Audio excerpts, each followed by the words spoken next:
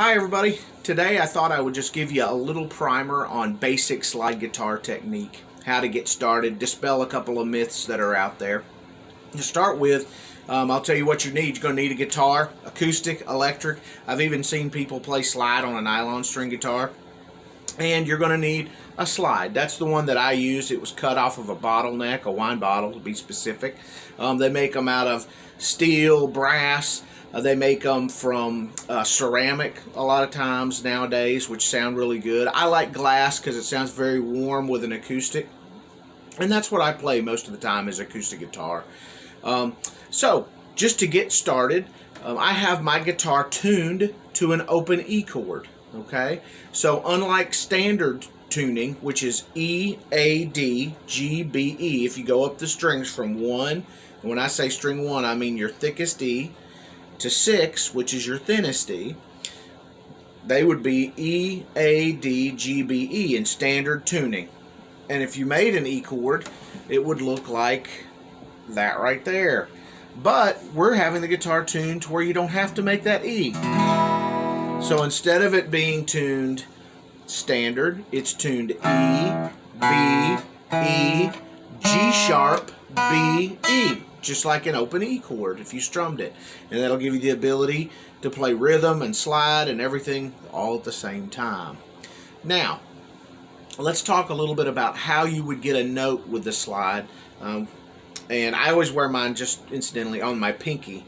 But I've seen people wear them in their middle finger. I've seen them wear them on their ring finger. It's just up to you. The reason I do this is because back in the day when I started, I was in a band. I was playing electric guitar a lot then, and we weren't just playing blues. We were playing all kinds of music, but I wanted to play slide. So I had to be able to make chords with these 3 fingers, and to me the easiest way was just put it on my pinky. Nowadays, it's really just because my other fingers are so big that I have a hard time finding slides, things that'll fit over them. I have an old tractor bushing that I use sometimes for some techniques, but not very often because it's so heavy. So anyway, now, to get a note on the slide, one thing you have to realize is, unlike when you're just pressing down on the string, and when you're pressing on the string, what's happening is, let's say you want to make an A note on the 6th string, on the high E. You would go to the 5th fret, right? 1, 2, 3, 4, 5, and then you're going to press down behind that fret, and the note's going to ring. And it's ringing off of the fret, off of this fret wire right here. You see the wire running down. So you're pressing behind the fret, and it's ringing, right? So with the slide, you have to be right on top of that fret, because your slide is taking the place of that fret wire so that the string can ring off of it. See? And it's a different sound too. Now there's something else with the slide that you have to realize. Just like with this, when you press down here and play, there's also a sound that can happen behind it, right? Hear that little tingy sound? It's ringing behind your finger there. Now that doesn't normally happen to us when we're playing with our fingers as opposed to with a slide, because the finger automatically mutes that string behind. With a slide, what you want to do is you're going to put the slide on there. If you don't, put a finger down to mute the strings behind it, and just lightly. You don't want to press. You want to just lightly put it down. Now let's see what happens if you don't. You hear that kind of other stuff that's going on? You can really hear it up there. It makes it where you don't get a nice clear note, right? So, to play a note on the slide, you would put the slide lightly on the string above the fret that you want to get the note, and then you would lay a finger lightly across the strings behind it. And that way you get a nice clean tone out of your guitar, and people can really hear what you're doing. And that's kind of important when you're playing slide. Now, I've seen a lot of slide players, it looks like they're just doing this, but normally they've got something laying back there to keep it from ringing. And you'll get used to that. The other part about slide that you have to realize is there's some muting involved of the other strings, because if you play a lick like, and you don't mute the strings as you're going with this hand.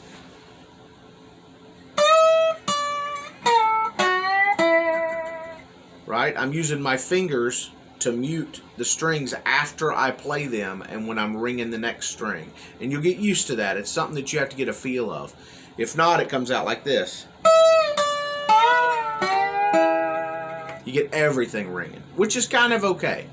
So I'm going to give you an example here in just a second where that ringing isn't going to matter as much and you don't have to concentrate so much on it.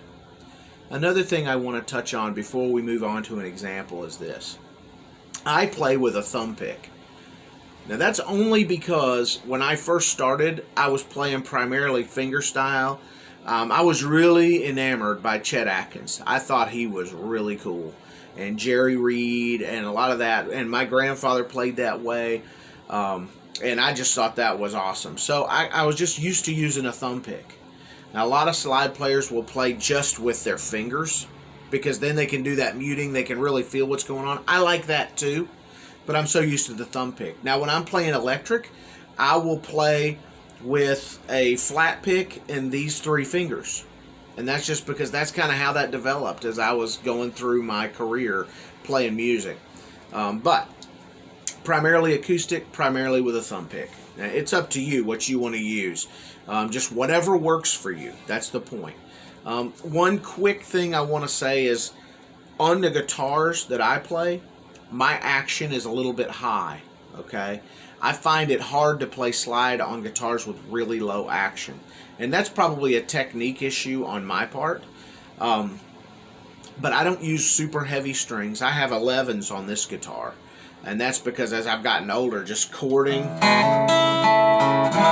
has become harder to do, and I just, you know, when your hands hurt and you want to play anyway, so that's why primarily I play slide now, but I do use 11 gauge strings. And Derek Trucks, I read an interview of him, famous slide guitar player, and his opinion was it just depends on your touch, how light your touch is with the slide. As to what you can do. I've always had higher action though, and that's just because of when I started, like many of us, it was an acoustic guitar, dusty, sitting in the corner of a room that, you know, my sister, I think, had gotten one for Christmas, had no interest in it whatsoever, and so I picked it up, and for that reason, I'm used to playing higher action. I never did correct that. I'm kind of glad I didn't, because I like the tone that you can get sometimes playing with higher action.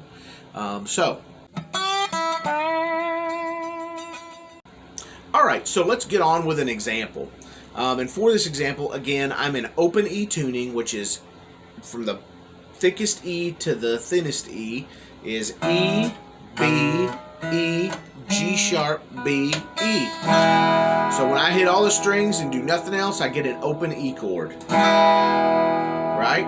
And I'm going to refer to the strings as numbers. And I'm going to start at the bottom and go 1, 2, 3, 4, 5, 6. Okay, that might make this a little easier for us. And the song we're going to learn is the opening riff to a song called Dust My Broom. I originally heard this myself on about a 1951 recording by a guy named Elmore James. And he has this great opening riff to this song. He did it, I think, on electric guitar. Now, originally the song was recorded by Robert Johnson, and you've probably heard of him. Very famous blues player, very famous slide player. And it was done back in the 30s, I want to say. I could be wrong about that. And I don't know if he wrote the song or if it was an amalgam of different songs that he kind of put together. Because a lot of times back in those days, that's what they would do. All right, but the version that I'm talking about, if you want to go listen to it somewhere, like YouTube or Spotify or Amazon Music, wherever you listen to music, is one done by a guy named Elmore James. And it's a very famous version of this song as well. So, here's the opening lick.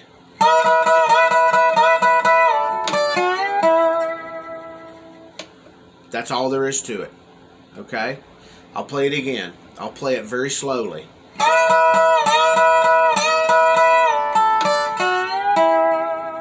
Okay? Now, all that is you're taking your slide and you're putting it at about the 10th fret. I say about because you're sliding up to the 12th fret on the 5th and 6th string. That's how you start. and you have 3 groups of 3, right? Those are called triplets. So we would go 1, 2, 3, 4. Triplet, triplet, triplet. Right? As cheesy as that sounds, at least it explains the rhythm, I hope, for you. Now, on the 4th note grouping, which is another one of 3, you're going to slide back down to the 10th fret on 5 and 6, and you're going to play 6, 5, 6. So it's going to go. Alright? Then you're going to grab the 4th string at the 10th fret and slide it back up to the 12th fret. And when you get to the 12th fret, you're going to play the 3rd string. So essentially, you're covering the top 4 strings, or the bottom, however you want to look at it, the bottom 4 strings of the guitar. Right? 3, 4, 5, and 6. Alright, so the riff again is.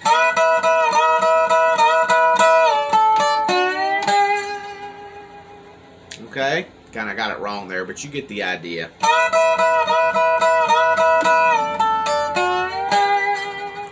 Now, the next thing you're going to do, it's going to go to A. So it starts in E.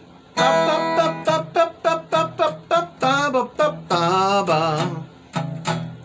going to do that again. So, then you're going to grab strings 3 and 4 at the 3rd fret and slide them up to the 5th fret. Like that. And then when you get there, you're going to play strings 5 and 6 at the 5th fret.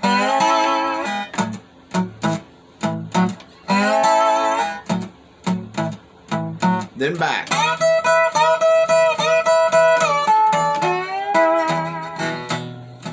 Then you're going to grab strings 3 and 4 at the 5th fret and slide them up to the 7th. And then you're going to hit 5 and 6 at the 7th. Then you're going to do this arpeggio where you're going to play 6, 5, 4, 6. And then you're going to go down 2 frets. You're going to slide up from a 3rd on strings 3 and 4.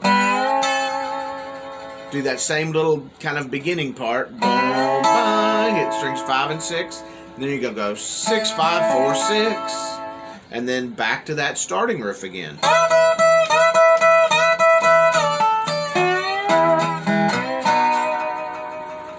Okay? And that's it. And it just kind of keeps going over and over again. So let me play through the whole thing for you slow one more time. 1, 2, 3, 4.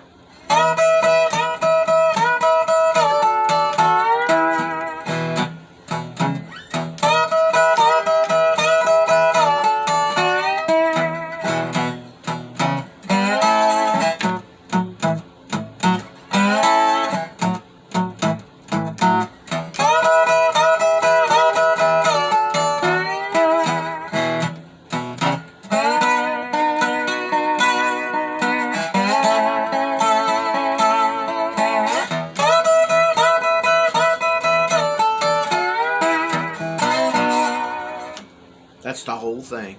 Now, incidentally, if you want to try to play it the way I do, where you play with your thumb on the bottom, all I'm doing is trying to keep a beat with my thumb on the bottom when I'm doing the first riff. That.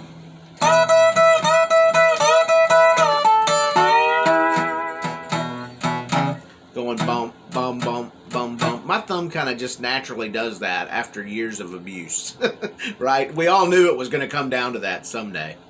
And then in between, when I'm not playing the riff, I play this normal little, almost like Chuck Berry rhythm figure, where you got the E and B open, and then the E and on the 2nd fret on the B string. You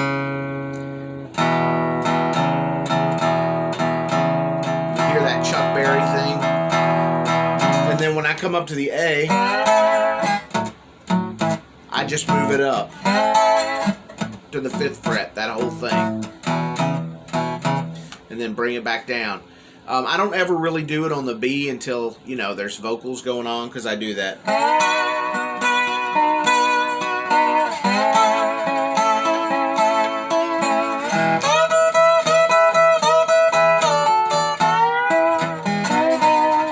Alright, and one little cool thing you can throw on the back end of this that I love is a little Stevie Ray Vaughan lick. I don't think it's in the original Elmore James thing. I kind of took it from an idea Stevie Ray Vaughan does in his turnarounds, and it's this.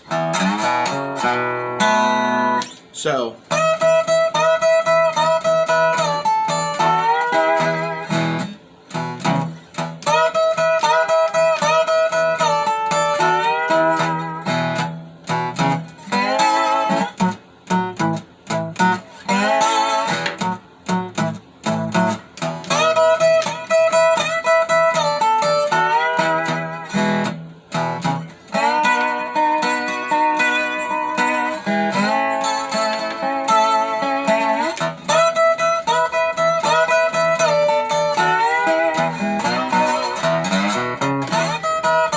see how it kind of throws in there, and all that is open low E, slide up to the 4th fret on the E, open B, and then 2nd fret on the B. Bom, bom, bom, bom.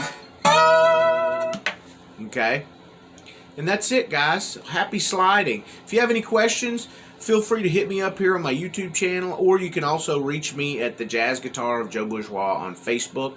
I think you can instant message me or something. I don't know how all that works, but I do get messages from folks, and I will return them if you have a question about any of this. So, again, happy sliding. Enjoy yourselves.